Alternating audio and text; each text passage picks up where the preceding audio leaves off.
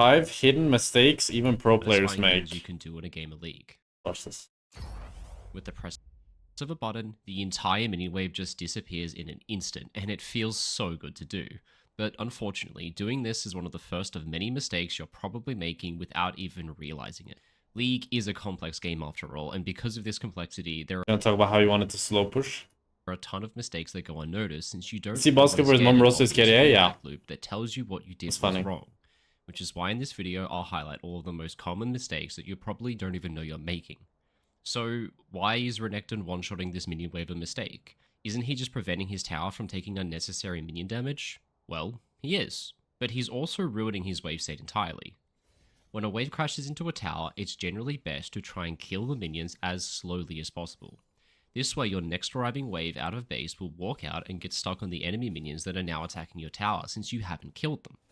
This means the enemy minion wave that is mirrored to yours walking out of base will simply walk to the center of lane, find nothing, and just keep on walking forward until they meet your minions just in front of your tower, giving you a super safe wave state and a guaranteed slow push you can use going forward.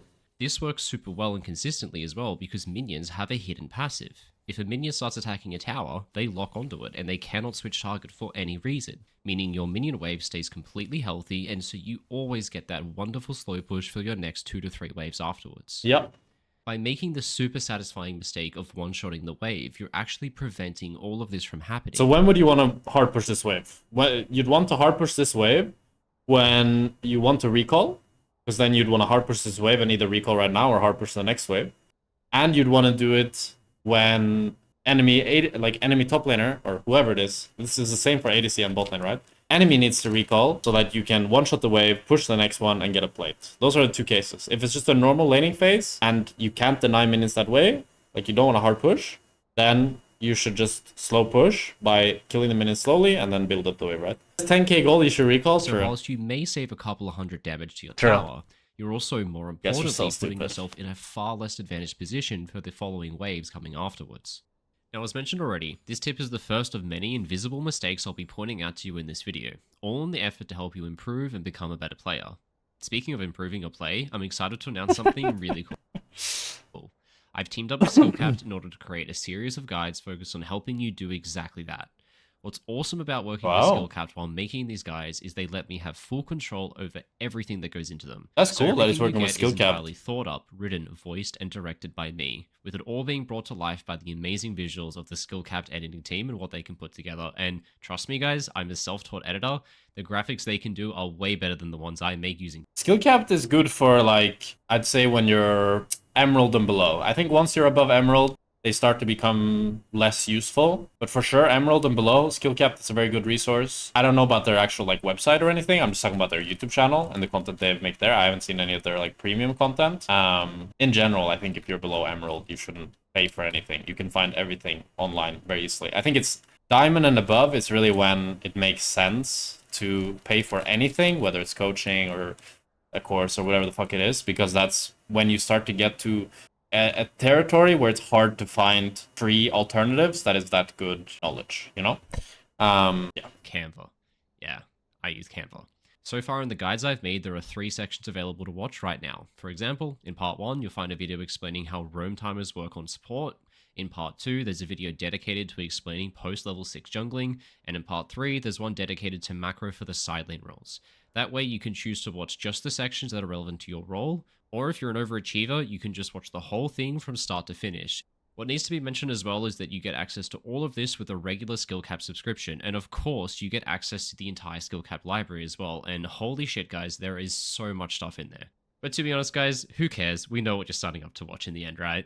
They were even nice enough to give me a special link with a discount code attached to it that you guys can take advantage of. So use the link from the video description below to get the discount and enjoy this partnership that Skillcapped and I have cooked up. With that said, on with the video. My name's Rogue, and I played League of Legends professionally for 7 years. Now I'm a full-time content creator and coach. Bro, he's doing 2 ads. So if you want more information of what a coaching session with me, first a Skillcapped ad and then his coaching ad. The link in the video description below. Holy fuck, he's ad maxing, bro. Mistakes that new and lower rank players make is that after they get a kill, they crash a wave into a tower and overstay to take tower plates instead of recalling. All the while their opponent comes back to lane with full health and items and just kills them. No, this isn't the hidden mistake I've got to tell you about. I already expect most of my audience knows that recalling is the #1 priority on a wave crash. Yeah. The hidden mistake most often people make is that they don't hit the tower for long enough under certain circumstances, because they've been burned in the past by trying to overstay for plates, and so they thus correctly prioritize recalls. But you shouldn't Okay. Jack, we really still held your ETH when it hit all times high? No, I sold. always prioritize recalls. The best part about killing or forcing your opponent to recall is that while they're in base, you're able to then generate additional gold from minions and turrets that you then get to put towards your items once you recall, and then leverage against your opponent when you get back to lane.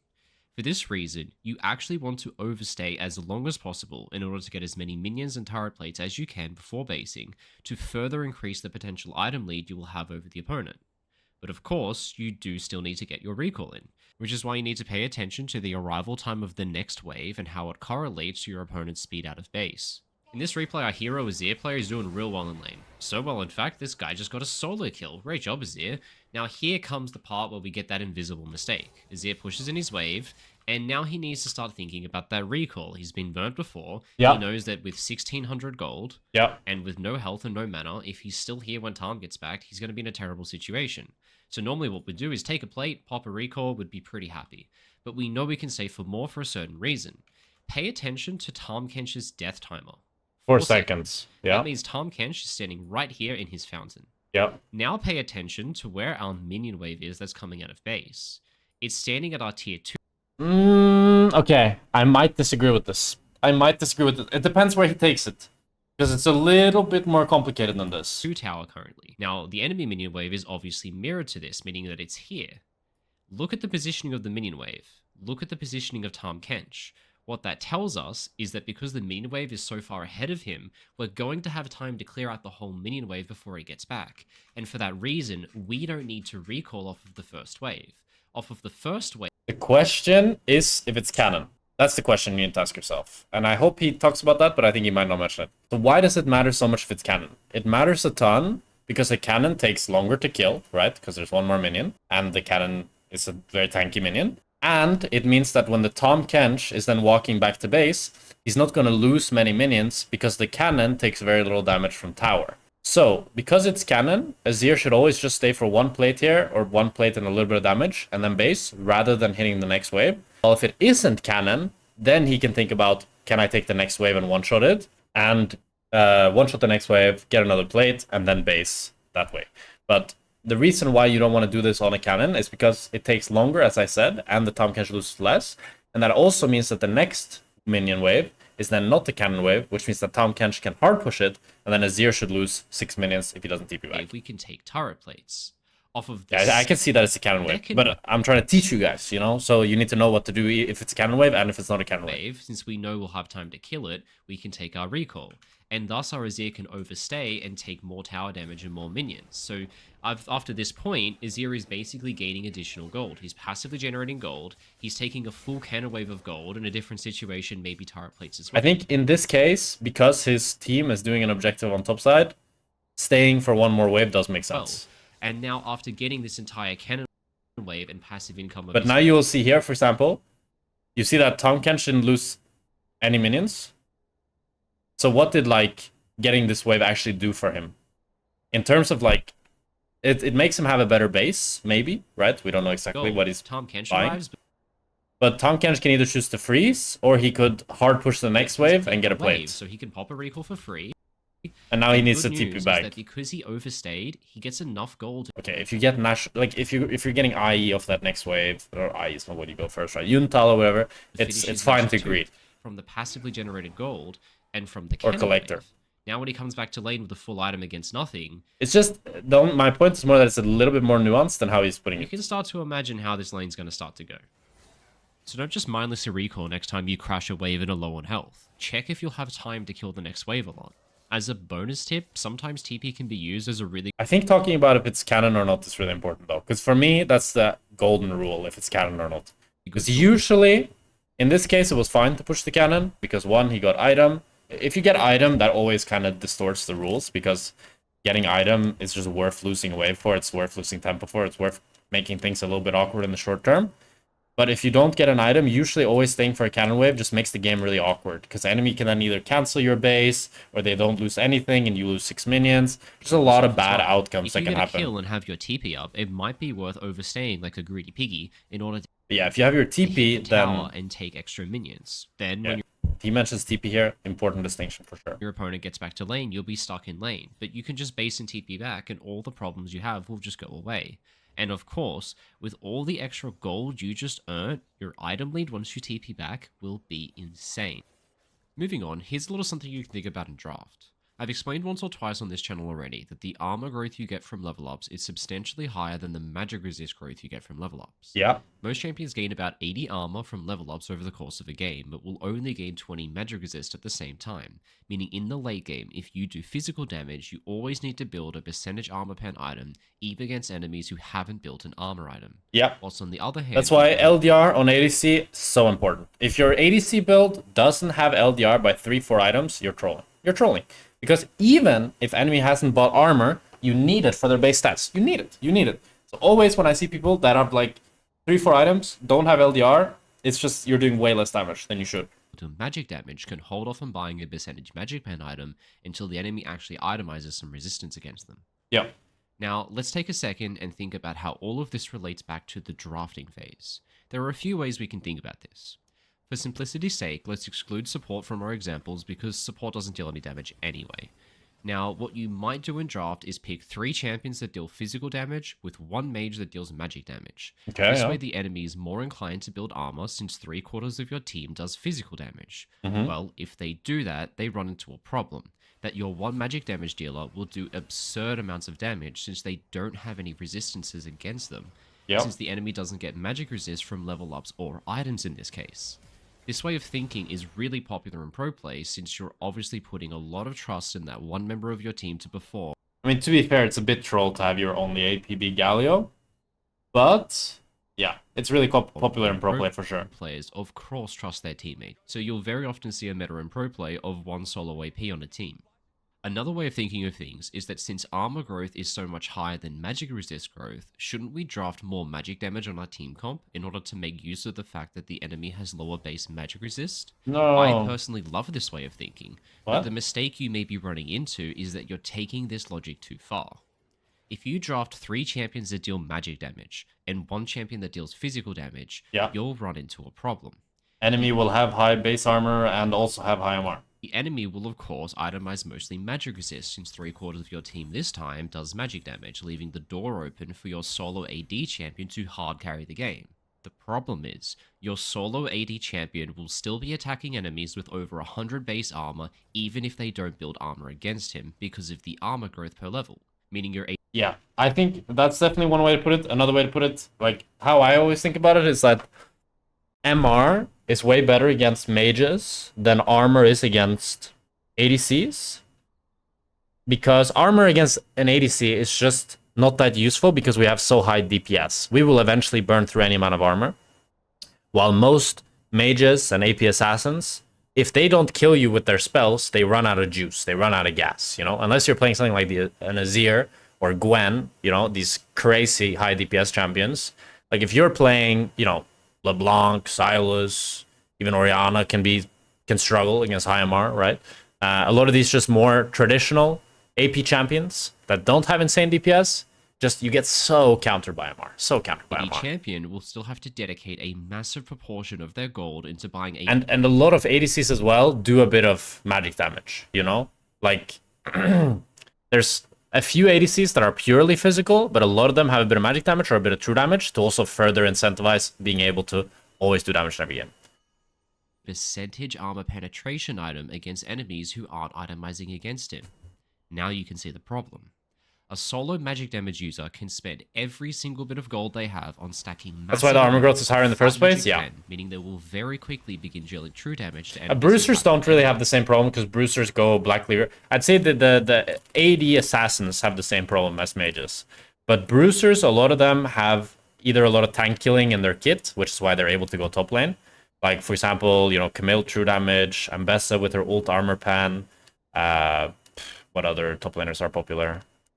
Jace has like quite a bit of magic damage, some percentage health. Every tank has like percentage health. Other popular boosters. Renekton doesn't, which is one of the big reasons why he like falls off. Then they can round out their Aatrox. Does Aatrox have any percentage? Just does a shit ton of damage, I guess. build with a very early death cap, because they just simply don't need to worry about building an item like Void Staff at all. Renekton E reduced armor? Solid True, physical yeah. damage. Empowered Renekton E reduced armor, that's true. Damage dealer, on the other hand, doesn't have the luxury of just buying 5 lethality items plus boots. They'll be forced to build a percentage armor pen item just to counter enemies' base armor. So PSA, don't draft 3 AP, 1 AD team comps. Instead, go closer to 50-50 or leave a mage as your solo AP. Preferably something with area of effect damage like I think Karthus or Zig 2 AP or 1 AP. You should never have more than 2 AP. as your solo AP, if you have faith in your teammates, of course, which you probably don't. The next hidden mistake you might be making is over-pushing in matchups where you already have full control over the wave. This is actually a big one. This is a really big one. It really applies in bot lane as well. Like, one of the biggest things that I think separates, like, Emerald, Diamond, and above players is how good they are at winning matchups. And a lot of the time, the way that you win a matchup in bot lane is if you're stronger, you don't push. Because what happens if you push? If you push, they just receive the wave. If enemy knows that they're weaker, they want you to push them in because they want to just be able to farm. But if you don't push the wave and keep it in the middle, they always need to continue interacting with you. So for example here, when it's Vayne into Shen, is a great example, right?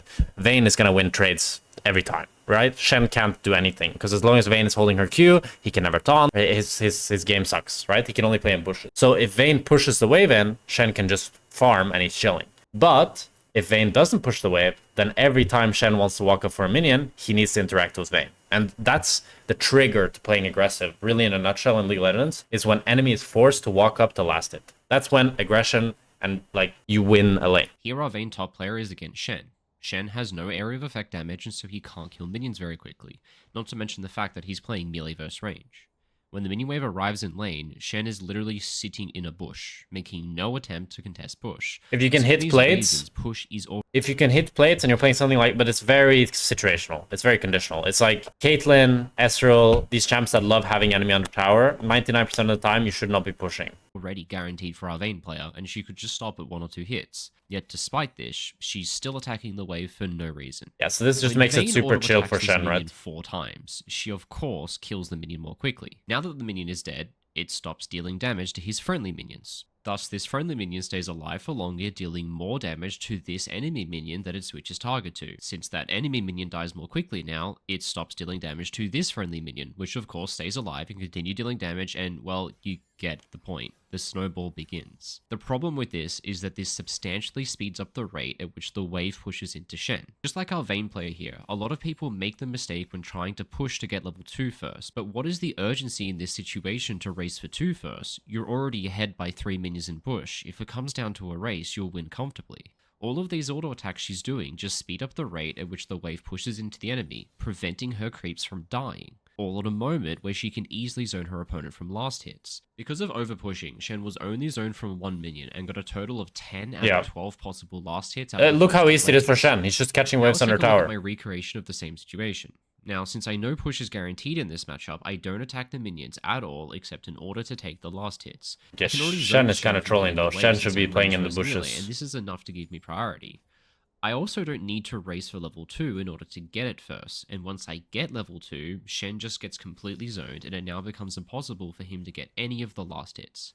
Because I didn't speed up the push by auto-attacking the wave early on, I get to perform a 3-wave crash, which gives more time for the minion waves to kill my minions, zoning Shen from far more minions when compared to our previous example where the Vayne was over-pushing and just feeding minions into tower for him to catch in safety. An extremely vivid memory I have from my pro play days from years ago is something crazy I learned from a scrim. It was level 1 and we were pulling ahead in push in the race for level 2. Since I knew we'd get level 2 first, I walked up to look for trades in order to create volatility. For some reason though, my opponent just every game made it extremely easy for me to hit them for free. I remember laughing at how This is something I learned as well, like a few years ago. So why is the Kai'Sa doing this? Do you know why Kai'Sa is doing this? Can anyone guess why this is good from Kai'Sa? Yes, it's because of minion aggro. So what's happening is that now all these minions will start to auto-attack Aphelios, and You might think that means that Aphelios is going to lose HP, but it's not that important about the HP.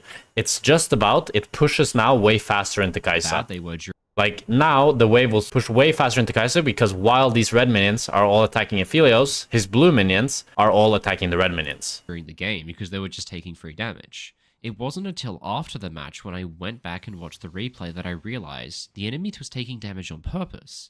By attacking an enemy champion, it causes nearby minions to target you. If the enemy minions are That's why it's really important when you play ADC that you play around the bushes, because then you can get these autos off, instantly go into the bush, and you don't get this minion aggro at all being a problem. They aren't attacking your minions, which means your minions stay alive and continue dealing damage, thus speeding up the push. My opponent was intentionally letting me hit him, since when I hit him, it would speed up the rate at which the wave would push into him, which not only prevented the minions from dying until a period where he wouldn't get zoned from the last hits, but it also unintentionally would speed up the push so that I'd accidentally do a 2-wave crash in situations where I intended to do a 3-wave crash.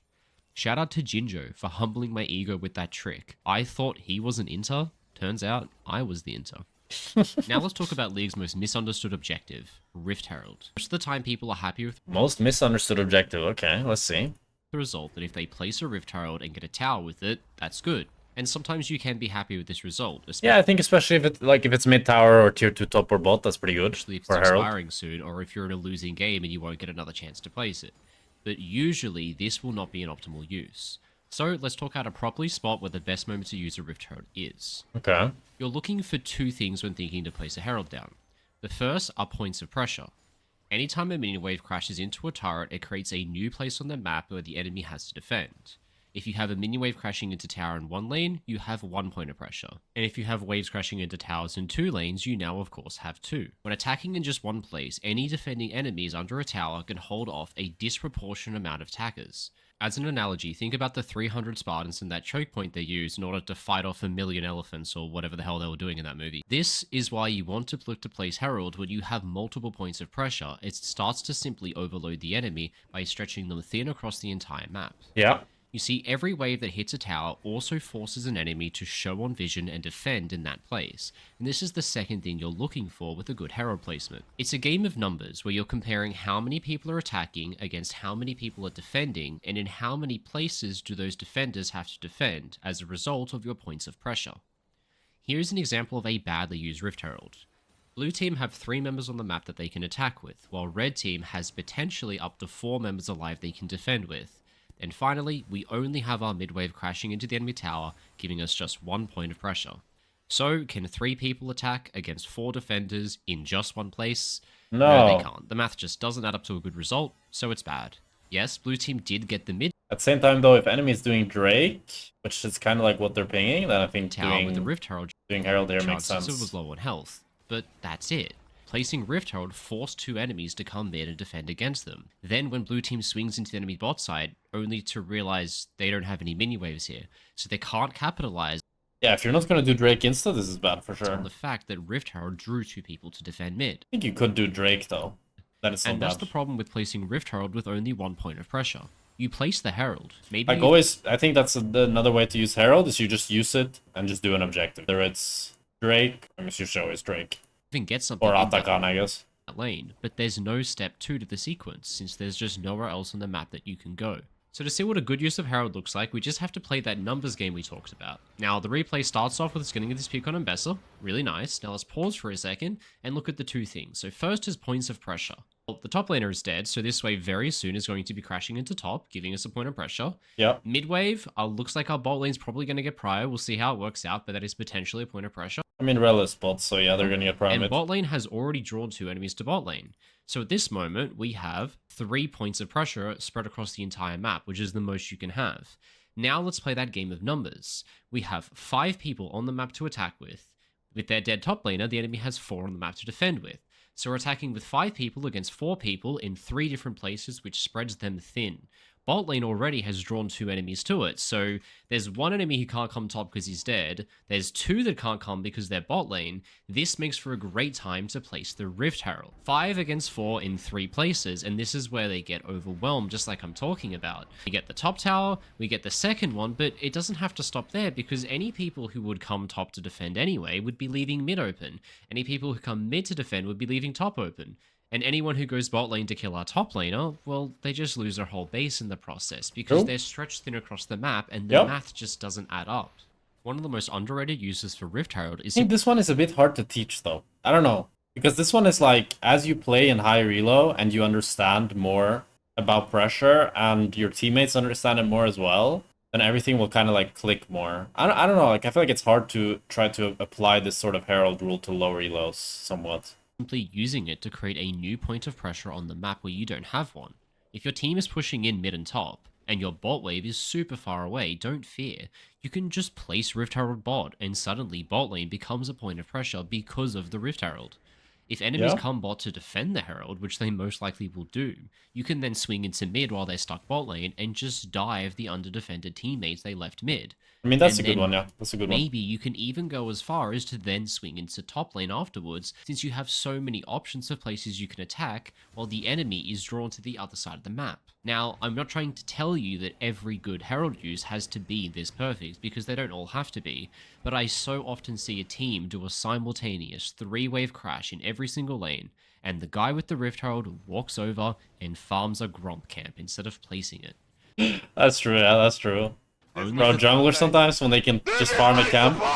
Thank you, Masai. 303. For the sub, appreciate a lot, my man. The same guy minutes later to walk up and just randomly place Herald in front of a tower when no other lanes are acting as a point of pressure. So don't be the guy who settles for half-healthing a tower with a Herald charge. Wait until you have at least 2 or 3 points of pressure first, or at least get a pick on an enemy so the numbers advantage is starting to tip in your favor. Now, as a final reminder, that special link to my skill capped course is in the video description below and in the pinned comment. It's a good video. Good video. It's a like from me. Go like it. It's a very good video. Wait, did I link it or no? I think a lot of things that is like more niche things. It's always fun to watch videos like these where it's more niche things that you usually don't think about. Because I think most educational content, it's like, it feels like I've seen it before, but I really like Rogue's stuff because he has a lot of stuff that is like more nuanced, more niche, that I feel like I can chime in on and talk about, and that most people aren't talking about.